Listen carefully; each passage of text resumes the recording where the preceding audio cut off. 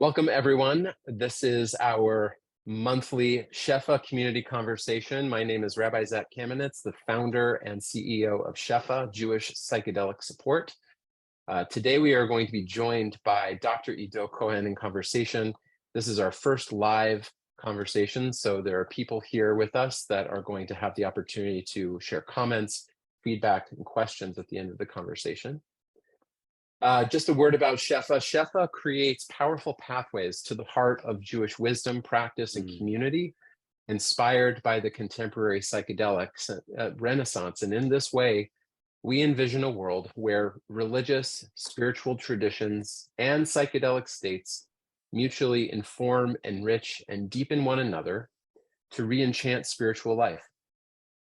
So Ido and I will be in conversation around a few questions and topics, and then again to open up the conversation to the wider audience. So thank you again for being here. Thank you for having me. Yeah. Well, a little bit about our guest today. Dr. Ido Cohen serves individuals, couples, and groups in San Francisco. He received his Psy.D from the California Institute of Integral Studies and trained at the Jung Institute in San Francisco. He works with a diverse range of challenges such as childhood trauma, inner critic, relational issues, lack of fulfillment, psychospiritual growth, as well as psychedelic integration and preparation sessions with individuals and groups. His doctoral study researched the integration process of Ayahuasca ceremonies while applying Jungian psychology to better understand how to support individuals in their process of change and transformation. He is the founder of the Integration Circle and facilitates workshops on the different dimensions of integration and the intersection of mental health, spiritual health, and the entheogenic experience. Ido believes that the intersection of our psychological, emotional, somatic, and spiritual dimensions can develop our relationships with our inner and outer worlds and create the change we want to see in our life. Ido is passionate in supporting individuals to create long-term, sustainable change, leading to vibrant, authentic, expressive, and love-filled lives. Welcome, Dr. Ido Cohen. Thank you, Zach. Thank you. I'm very actually honored to be the first conversation. That's quite the honor. This is the first live conversation. We had one taped before, but I think there's a different kind of energy when you know that there are people listening here, and I can feel it too. So I'm really happy to be here with you as a friend and a colleague. So just from your bio, Ido, I'd like to hear, often when we're deep into this work, often we can kind of elide over basic definitions and ideas and assumptions. And so I would like to just hear from your perspective, having done all of this work in these multifaceted ways, what is a psychedelic or an entheogenic experience, as I heard a couple times in your bio? And how are they best understood by modern psychological models such as transpersonal or Jungian psychology? Could you just give us some basic definitions just to start us off? Sure. So yeah, first of all, I appreciate everybody joining in the middle of their day and creating online chavruta for us to talk about this. Never take it for granted.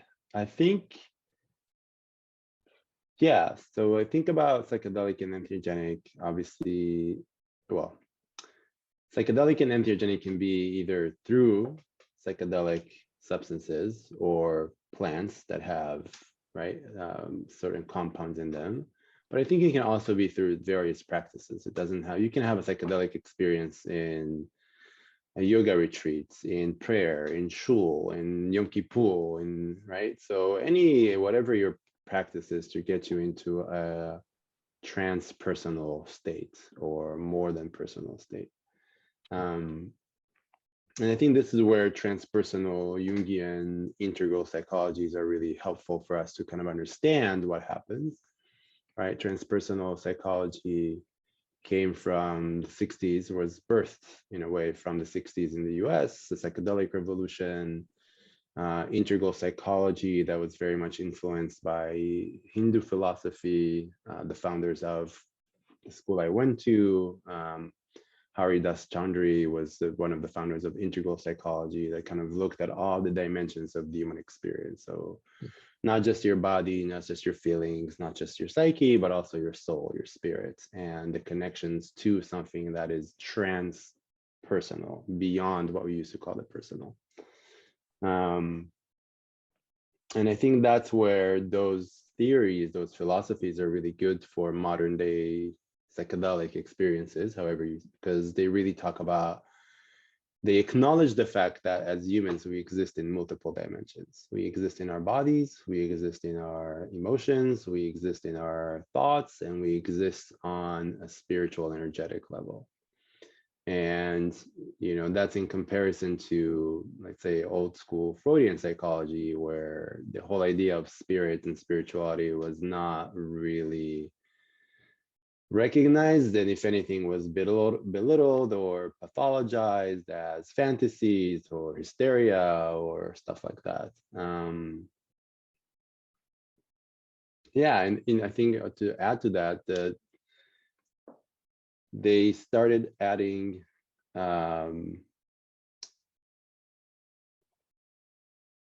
this acceptance that we have a connection with what some psychologists call the invisible world, right? So we can call it gods, we can call it entities, we can call it archetypes, past lives, past generations, right? The big word now is ancestry. How do we connect with our ancestors and work with our ancestors, which I know we'll kind of talk about later. And that's where those psychologies are really a great bridge to what we know is the modern human experience, and which is way more than just your day-to-day musings and sufferings. There's a lot more, because that's what happens a lot to people when they go into psychedelics, right? They experience something way beyond.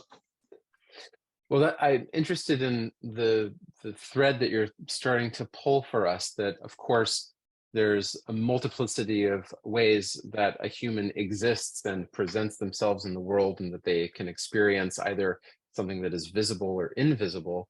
I'm interested in how these particular psychologies or these models, they actually, I don't know, is it a matter of like quantifying or qualifying these things which seem like, I don't know, more like transpersonal, you're saying, but more personal, more private. Usually we think of these things as in the realm of privacy. And so how do you take something that we think of, at least in our culture, as private and make it more observable, or a way to study and understand in a systematic way?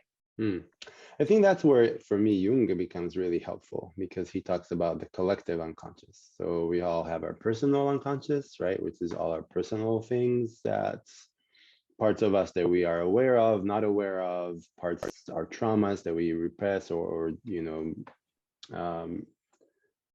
oppress, parts that we don't like, parts that we haven't revealed yet. And then there's the collective, in which, he's saying we're all connected all the time.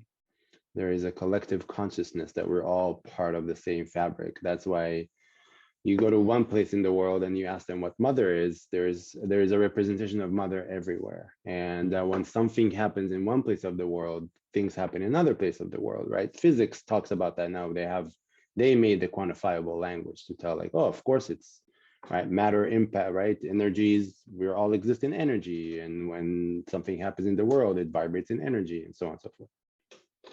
And I think really Jung brought, or transpersonal and Jung brought to the West what I think all indigenous cultures knew, which is we're more connected than we want to. We're connected beyond generations. It's important to be connected beyond generations.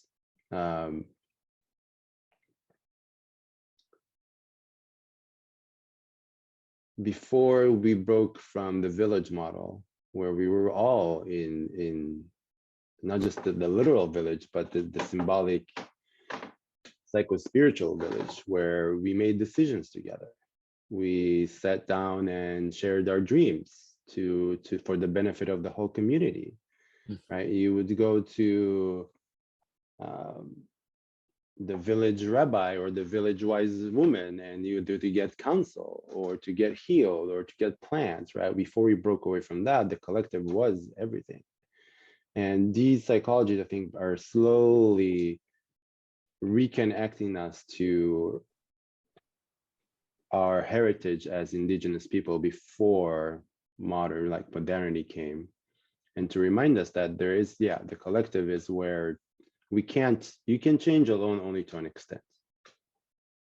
But if you really want to change, it has to happen inside a collective.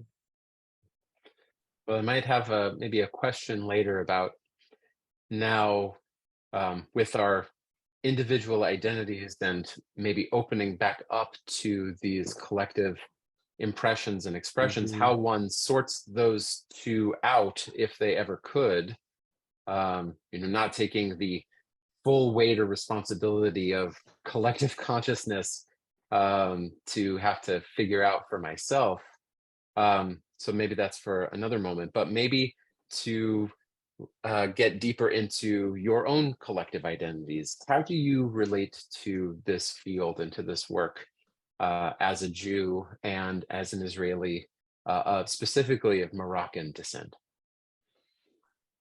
How do I do that? So I have a very classical story in some way. I finished the army in Israel.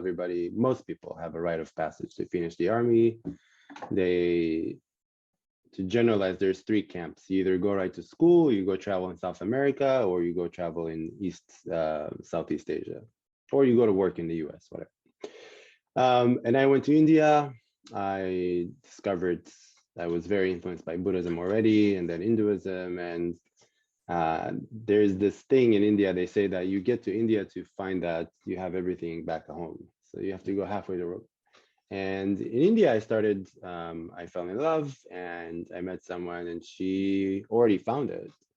So she was deeply immersed in Tanya and Jewish mysticism and Kabbalah, and she would go to classes in India. And she always was like, you're obviously into this. I was like, no, I don't want to do that. I want to do this. But I always had, and I would do prayers on Friday. I would do Avdallah on Saturday in India as a 21-year-old. It was something that was in my household. We always got the opportunity to choose. It was never told us. My grandfather's initiation was that when you hit bar mitzvah, he would take you to synagogue, and he basically was like, here's the door. You can walk through. You don't have to. And my youngest brother walked through the door and really liked it. So he started bringing more of it into our house. So we used to start doing that. So I took that with me to India, and I brought that when I came back. And when I came back, my relationship with my version of God was so strong and so central to my life. And I was like, okay, I want to explore these psychospiritual, later they became also psychedelic for me, versions of consciousness maps, as I like to call them, that we have in Judaism, like in my tradition, in my blood.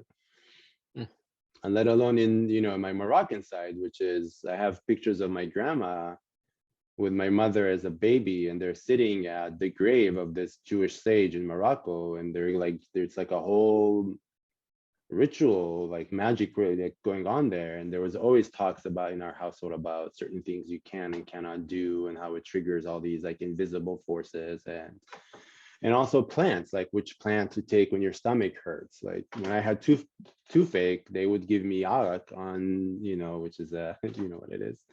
They would put it on our gums, or right. All these things were just the more indigenous spiritual part of us were much more integrated. And the more I kind of stepped into this world, I was like, wow, all the things that I got from Buddhism, all the things I got from Hinduism, we have our own flavor of it. I found it in Tanya with this rabbi I was studying in Tel Aviv, in the center of Tel Aviv, the most unexpected place. Now it's more expected, but and it just spoke to me. And I'm very Ramdas in the way that I'm like, if it feels like the juice, I want the juice. I don't care what cloak it's wearing. if it resonates truth, I'm curious. And it resonated deep truth for me. And then I had psychedelic experiences and dreams that were just like, opened it up much, much deeper, of seeing myself in the Exodus and feeling what it feels like to be abused, homeless, nomadic, right? All these Jewish narratives, but like feeling them in my body, feeling them not just as an intellectual concept, but like really living it. Both the beauty and the pain, and yeah, I know we want to talk about that a little bit later. But. Well, yeah, I mean, let's go there. I mean, the idea that is programmed, so to speak, in the Haggadah of Pesach, one of the major moments is when someone reads, "Bechol dor vador chayav adam lirot et atzmo ki'ilu hu yatsa miMitzrayim."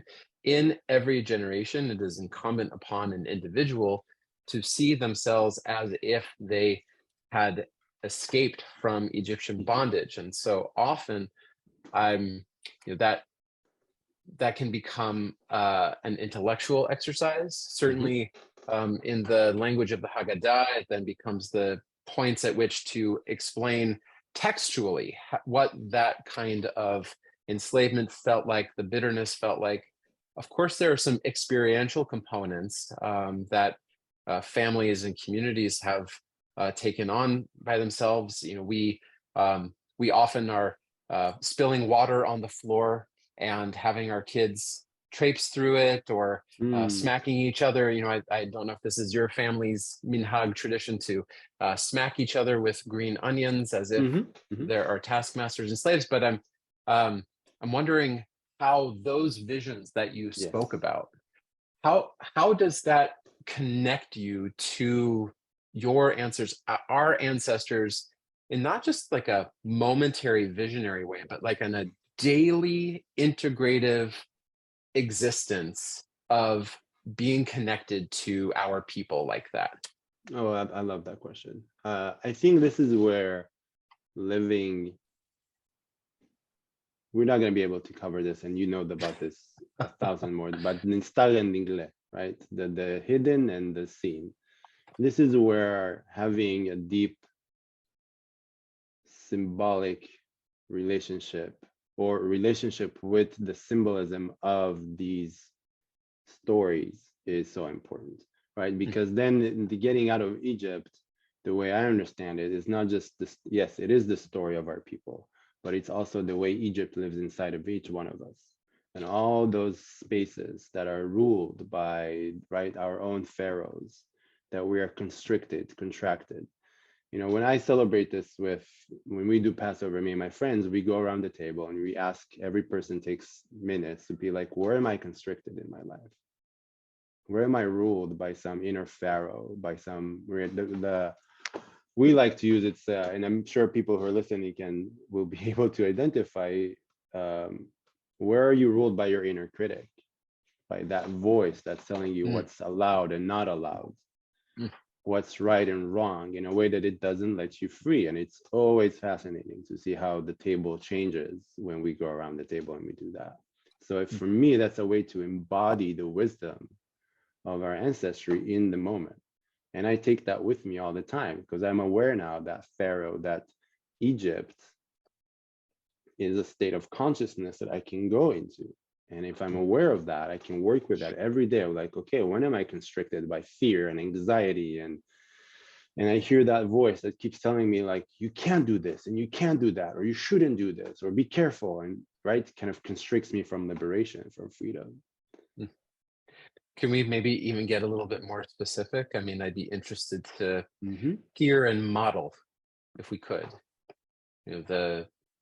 There's a famous drasha, there's a famous interpretation or play on words that happens often with paro, right? The Hebrew word for the pharaoh is understood as pe-ra, right? Negative speech, right? The mouth that is shouting, that is obligatory, that is harsh, criticizing, traumatizing. And the opposite of that, or the other side, is the play on words about Pesach, Pesach, Mm. right? The speaking, flowing mouth, right? That something is actually able to emerge. And so I would just love, like, can you bring us I into love your, that. bring Yeah, us it's into exactly that into your practice? Like, that's my what? practice. So when am I speaking aggressively, violently towards myself? You're stupid. Why did you do that? Oh, Ido, you're so rigid, you're so this, you're so that. And not in a way to evoke, to create consciousness of like, hey, I'm really being rigid with Zach around this idea. Like, what's going on? Why? It's not birthing new consciousness. It's keeping me in a way more constricted in shame. That's for me the whole thing. Pharaoh in Egypt is keeps you in a place of shame. And when we're in shame, we're not encouraged to grow. We're not encouraged to become more of who we are. We're not encouraged to be more vulnerable, more intimate, more in community, in relationship. We want to restrict. We want to be isolated. We want to keep safe. So for me, that's it. So I have to go and be like, when am I talking aggressively? When am I belittling myself? Versus when am I Pesach, right? When am I saying like, wow, look at this wonderful job you did, or wow, Zach and I had a fight. Let's talk about this. Let's sit and create new life from our fight. It will be hard and we might cry and we'll have feelings, but it will birth something new, a way out of Egypt, right? Mitzrayim, Meitzah, right? Constriction, very narrow place. I also think about, as far as if we want to bring back the psychedelics, right? So it's the 4 children, right? Those are 4 states of consciousness as far as I'm concerned, right? The one that didn't know how to ask, the one that's evil, the one that, right? And taking these and being like, when am I each one of them? When do I lose myself and I don't know what to ask? Or I maybe understand that actually now is not a good time for a question. Right. And what is it? And the whole idea of, right, I'm going to use my psychedelic experience of being in the Exodus. And what does it mean?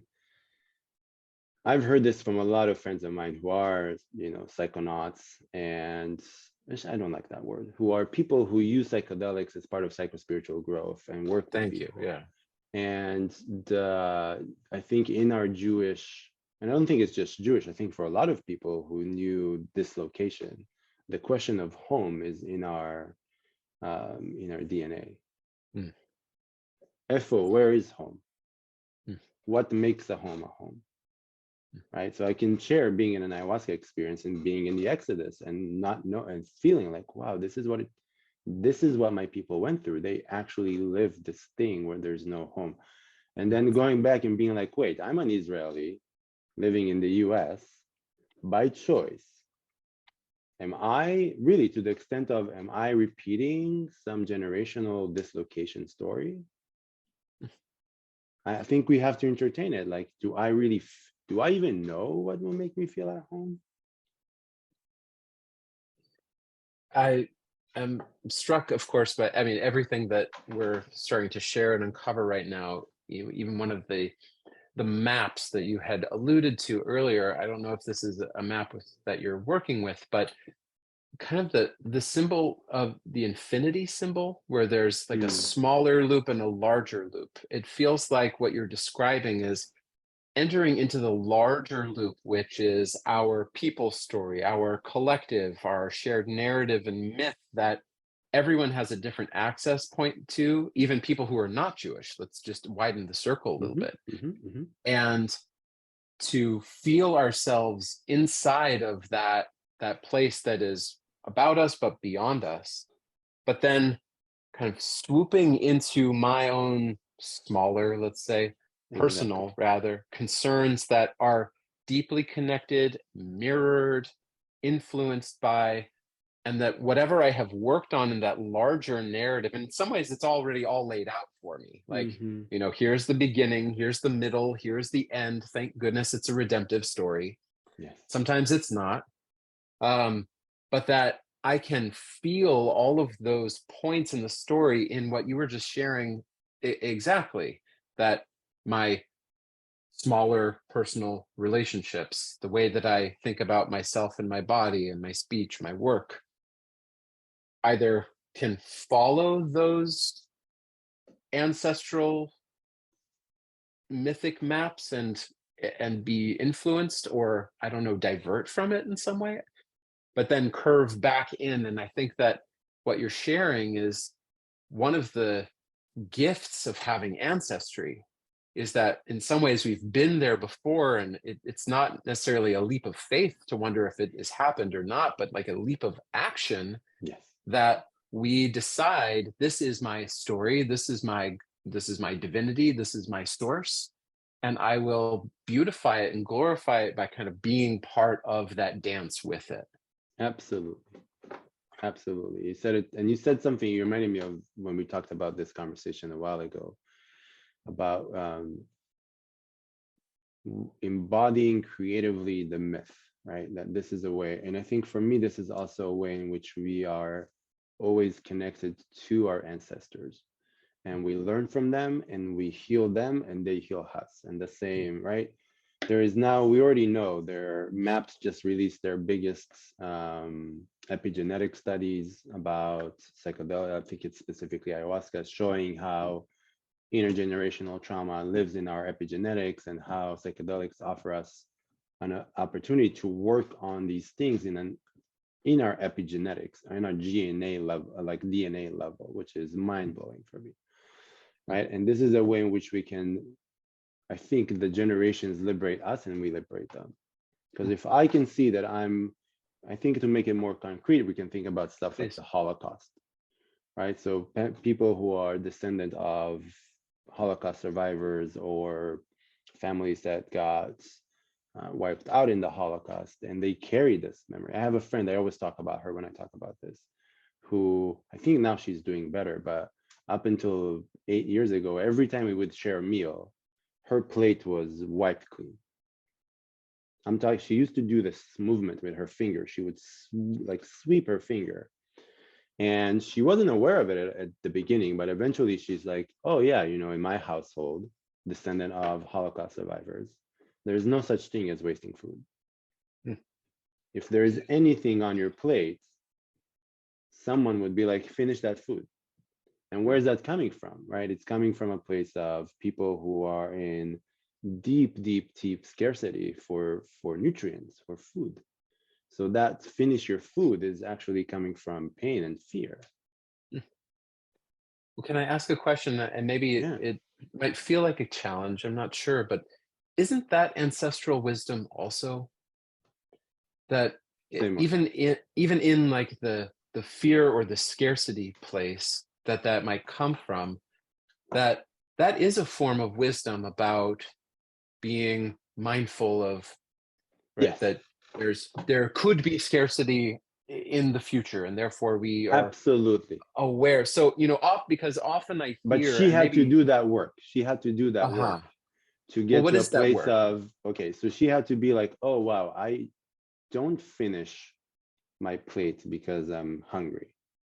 I finish my plate because it's fear induced. And she worked with it beautifully to actually become more consumption conscious, which is what I hear from you. She was like, actually, I'm gonna, now that I feed myself from that, I put on the food, I know how hungry I am. I put on my plate what's good.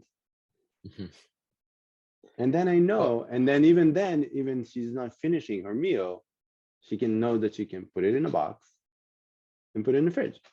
She doesn't have to consume it. So obviously, yes, that's the wisdom, I think, but that's the thing. Trauma is not just something to get rid of. It can be a source of wisdom, right? So this idea of home, right? Or being homeless, for example, if I go back to that, I think in a way also gave Jews, if I'm staying with us, this resilience and this ability to, we're like seeds. We can thrive anywhere.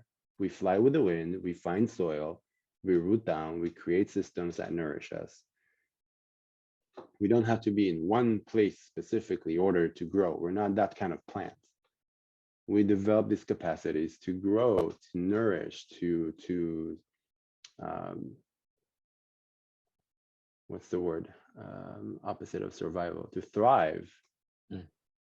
just like the plant behind you, to become really green and nourish and in a lot of places. So we have the Mm. ability to create home in many, many places, in our Yeah. spirituality, in how many, I always tell this, one of the biggest Passover Seder, since we're coming on Passover, that I ever did was in Nepal.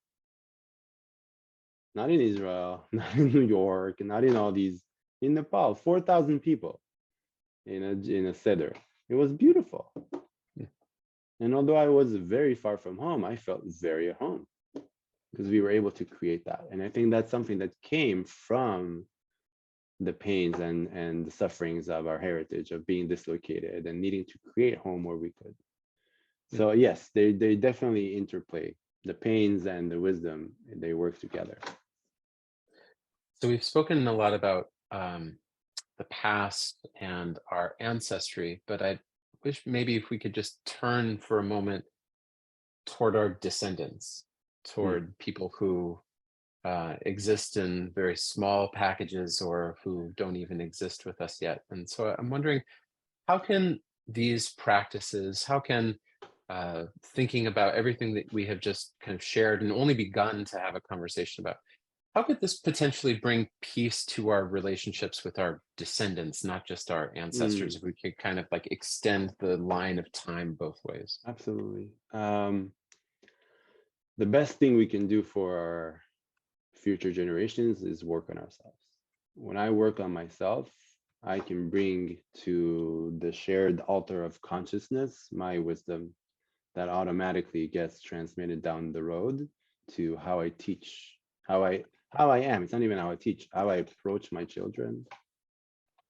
How I approach my children will be translated to how they approach their children, how they approach their friends. So it spreads. So I think for me, it's how do you work is by doing this work on ourselves, by building that intimacy, by healing the way those wounds live inside of us, by being conscious of them, by reinforcing those values that are so dear for authentically dear to us, if it's community, spirituality, God, in whatever form it looks, it automatically gets translated. I think I work with parents a lot, and I think there is a myth for parents about what it means to be a good parent.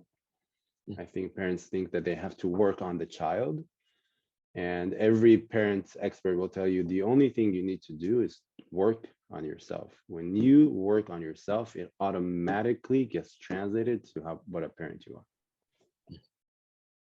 You don't have to work. Parents work.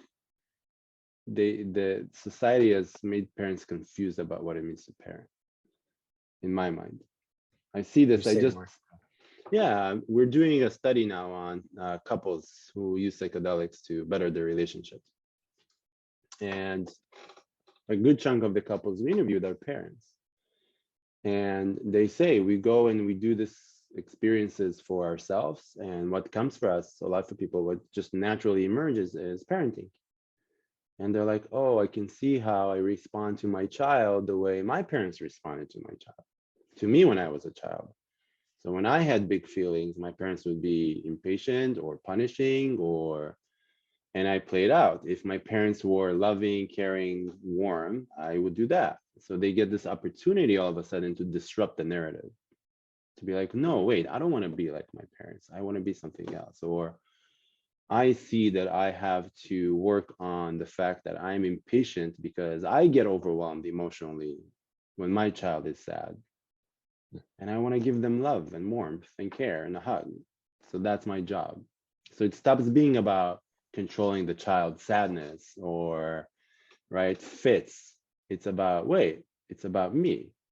And if I work on myself when my child is sad, I will approach them differently. When my child is having a tantrum, I will approach them differently. Well, that even just thank you for that. I mean, it harks back to what we were talking about personally, right? Again, if we're using this as a through line for our conversation, right? The Pesach and the Perah, Mm-hmm. right? Who the as the Jewish parent or any parent, our relationship to our child, if we have one, or if we hope to have one, or maybe if we even never have one, but just for broader relationships, how we are thinking about our speech as communicating our position, right? The hierarchy Yes. between us, and thinking of ourselves as the position of the boss and in charge, and these are the people who are supposed to be the means to my end, versus being in partnership with them, uh, even small children. How am I in partnership with my child that is Mhm. healthy? But also, I have a question: how do we also avoid things like codependency in with that kind of awareness about how we speak to our children or act for them? How do we make sure that we still are parents to them, um, while trying to avoid those more coercive aspects of ways that maybe we were raised? I think it comes back to what is codependency. Codependency, as I understand it, is all there's for me the most helpful when I work with people is there's what's called the 4 M's of codependency. It's mothering, martyring, manipulating, and managing. Hmm. And those are all um, coping strategies with abandonment and disconnect. And the bottom line, that's all there are, right? So if I'm codependent with my child, most odds is that I am carrying something that I've learned to do as a child to maintain a sense of connection, or that I'm carrying some societal value of what it means to be a good mother. A good mother, right? At least in Israel, there's a lot of idea that a good mother is very self-sacrificial, right? Which just that language is plays right into codependency. Oh, you self-sacrifice, right? You're martyring yourself for your children, and it's like there's a big difference between selfless and being a martyr. You can be selfless with your children where their needs triumph yours, but it doesn't mean that you abandon yourself to such extent that you stop to exist, right? I'm thinking about all these mothers who after 48 hours realize that they haven't had a meal. Now, if you have a toddler, yes, in the beginning, of course, there's a lot of circumstances and, depends on what your situation is. But if you have enough support, if you're not living in distress or stress, you should be able to have at least one meal a day, at least.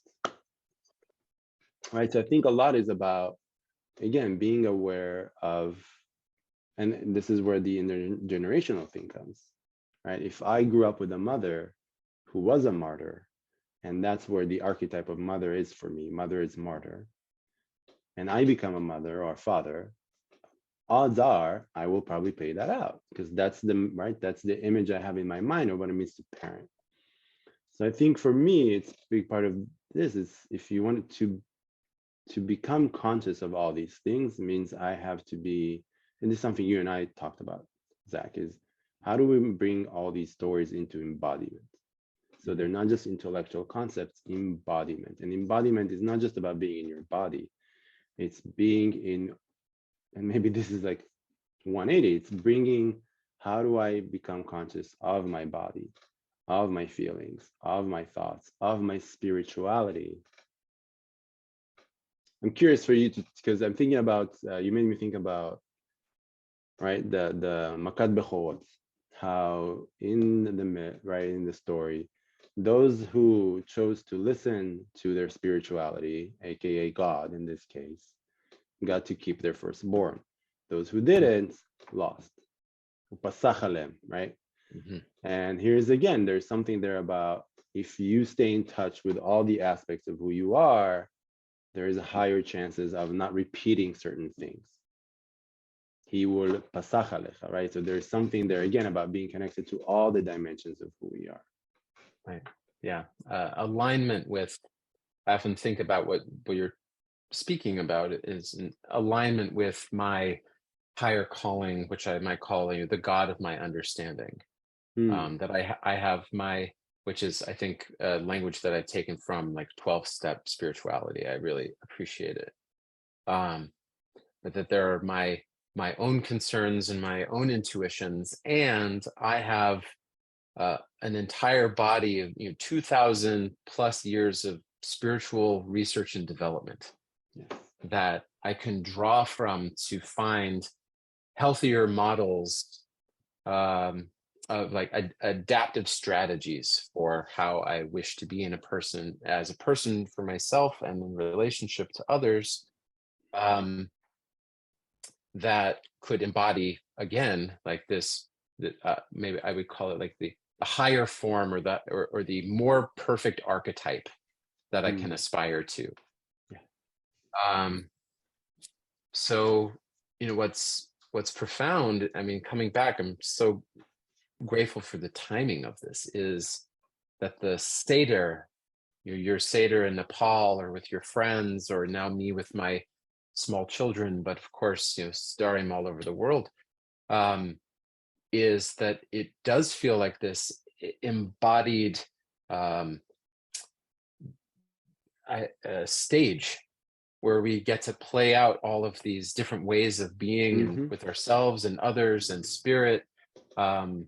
That's about eating and drinking and lying, and also this profound need for visualization as the way that you are supposed to do this, right? Not merely intellectual, not merely just in the body, but that there's supposed to be a imaginal overlay to the entire evening that you then carry with you for the rest of your life. We're not only supposed to mention the exodus of the Egypt in this evening, but you also mention it in the morning and the evening, in the third paragraph of the Shema, the central part of the Jewish prayer. So, which is right. It's in a way, it feels like we're talking about some form of psychedelic integration.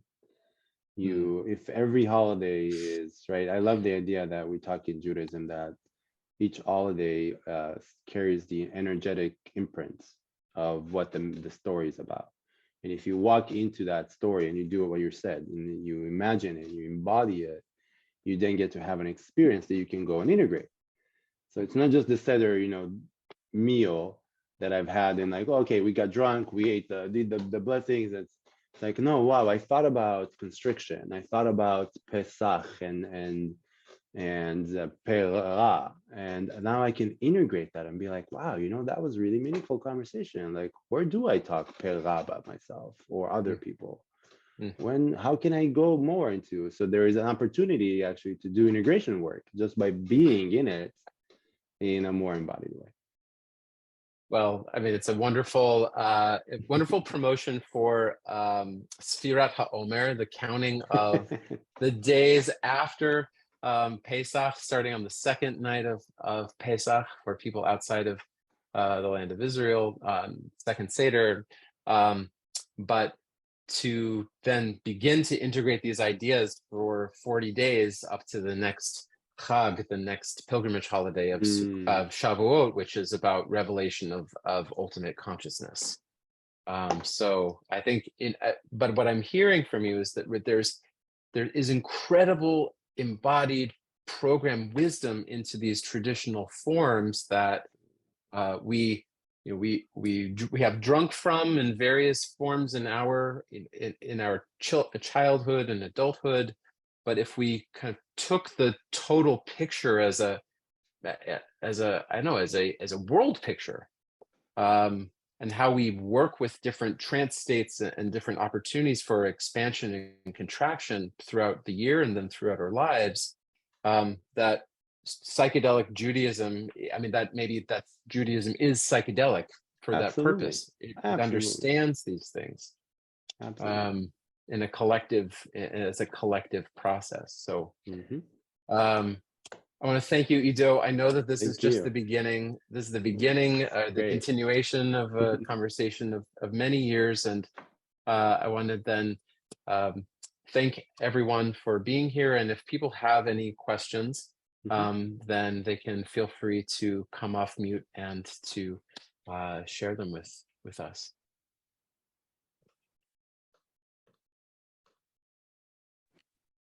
Hi, thank you so much for this. I am a counselor myself. Will you introduce?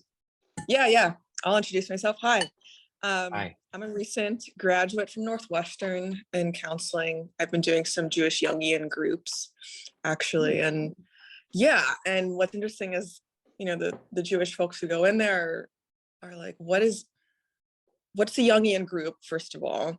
And also, what about anti-Semitism? And how are you integrating all of this into moving forward with Jungian work? So I'm curious for you, Dr. Cohen, how are you facing maybe those shadow aspects of Jungian work or even psychology or Jewish tradition and moving forward with that in your practice? Are you talking specifically about the fact that, Jung was accused of being like a Nazi and working for the Nazis and Yeah. yeah. I did my postdoctorate at the Jung Institute in San Francisco, and it's funny how that topic was always kind of not talked about, which is especially interesting because half that institute is Jewish.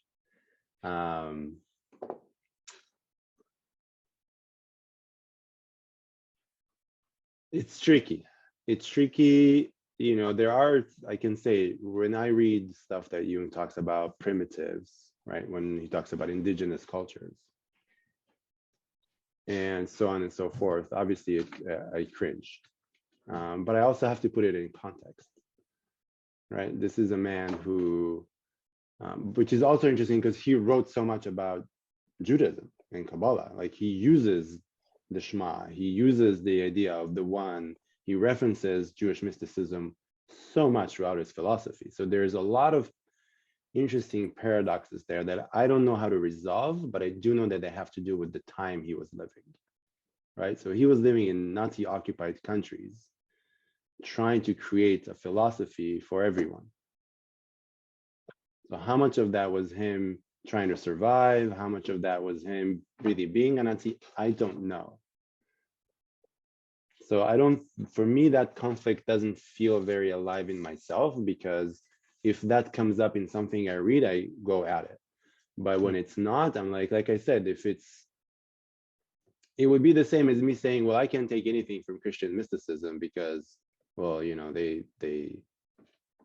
Christ is their God, and that's not, and they're Jews, and there's a whole bunch of things about, I don't know if whoever follows like the whole Kanye West situation about anti-Semitism, how Christians can be anti-Semites so they can criticize Jews, and all kinds of mind-baffling statements. I discern when it's time for me to discern. I don't feel a conflict with that as far as I have to push everything away. I think it is a test. I think it is a test in discernment. It's also a test to acknowledge, like, yeah, a lot of traditions are anti-Semite. I mean, we don't have to go very far. If you're a Jew living in America these days, I don't know whoever saw the article that anti-Semitism, in the middle of the pandemic, anti-Semitism went up by 800%. And we only kept going from then. Like it only kept increasing from then. So yeah, I hope that answers the question. Yeah, totally. I'm hearing like maybe in a sense of like mentalization, and with that forgiveness, like, okay, this is a person who is culture bound, time bound, and there are things to take with us and things to understand and maybe forgive. Mm-hmm. I think it's also a practice in the easiest thing for the human psyche to do to avoid suffering is to split. We split into good or bad. And we do that with our own heritage. How many Jews have Judaism shoved in their face and they're like, okay, it's all bad because I had a very rigid religious father, as opposed to, and then have to go through this whole transformation around the religious trauma to get like, oh, wait, it's not all bad. It's just my dad presented it in a way that was so toxic. And then I'm relearning to love, to discern and love the wisdom and love what Zach is doing and what we're talking about, and separate my dad from Judaism. So I can extricate Jung and his anti-Semite part from Jungian philosophy. Well, that's very, at the moment, feels very countercultural to be able to discern between a person and their cultural contributions. But even coming back home, uh, maybe for another time to be able to think out loud, feel out loud about um, where there, I was talking about world pictures and the wisdom of the system, and at the same time, where there is a need for, yes, love and forgiveness and accepting the historical context that we have kind of created and inherited some of our things, and very clearly where certainly in more liberal contexts and in liberal traditions of making major departures from traditional Judaism because of um, certain xenophobic aspects of our tradition, or things that are deeply patriarchal that in practice would exclude women or people of various other identities from leadership. So maybe to just leave that here is like, and I think that this is what we ultimately start calling shadow work, is how do we face some of the more painful, more difficult, ongoing um, places in, let's just say, in Judaism, Jewish practice and identity that we then have to transform. We feel obligated to transform and not just say, okay, there's wisdom here and I'll take it and I'll try to love it and hug it until it doesn't feel so bad. So, time being what it is for next time, but this is what's got me thinking. So thank you, Allison, for your question, and Ido for your response. Any other questions potentially from the people who are here with us today?